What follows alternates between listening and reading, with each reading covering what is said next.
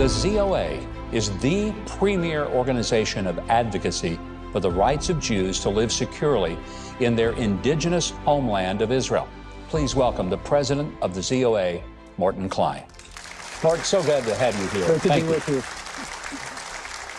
The horrific terrorist attack on the Jewish people of Israel has shaken the world, but yet we see these crazy things happening, especially on the most elite college campuses, where people act like they're supporting Hamas, and it's Israel's fault. This has to be troubling for you as a Jewish leader. It is shocking, and one of the reasons this is happening, I believe, is that the students, the kids, and really many people in America do not know the truth of the Arab-Islamic war against Israel, the Jews, and the West. They believe that Israel stole this land from a sovereign Arab country called Palestine. There's never been an Arab country called Palestine. It was a region. In fact, Palestine is a Roman name.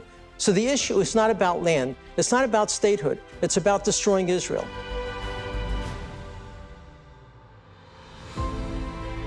Please give a big round of applause to someone who's an enormous, stalwart supporter of Israel, our friend. She is the chair of the House Republican Conference and the great Congresswoman Elise Stefanik. And thank you to Mort Klein and the ZOA for your tireless work building a strong, effective, and respected Jewish voice around the world. I will ask you one more time. Does calling for the genocide of Jews violate Harvard's rules of bullying and harassment? Yes or no?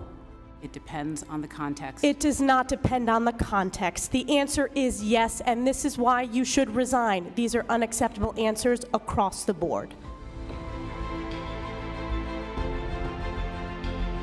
I can't thank you enough for your bold, courageous leadership all year long. There are often times where on particular issues, there are people, groups, unable, unwilling to step up and sound off on what instinctively we know is the right path forward for policy. But you can always count on Mort Klein and ZOA and really all of the great team to courageously stand up, even if they are going to be the only ones or the first ones to put their necks out there on very important issues for the United States, for our national security, for the U.S.-Israel alliance, for the Middle East and the world. My wife Kelly and I have made multiple trips to Israel. We love Israel. A strong U.S.-Israel relationship is good for the entire world. It's something that we must maintain. See, our two countries are bound together by our shared values and our deep religious convictions, of course. It's the Judeo-Christian foundation that built America.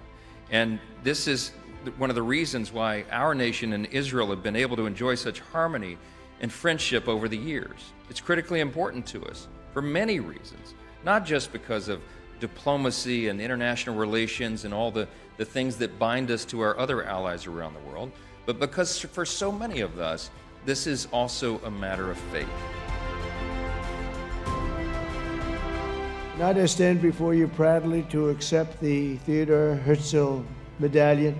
To everyone here at the Zionist Organization of America, thank you for bestowing me with this incredible honor. The United States and Israel are not just allies on a military basis, but economically and politically, we're allies morally, culturally, and spiritually, and we always will be.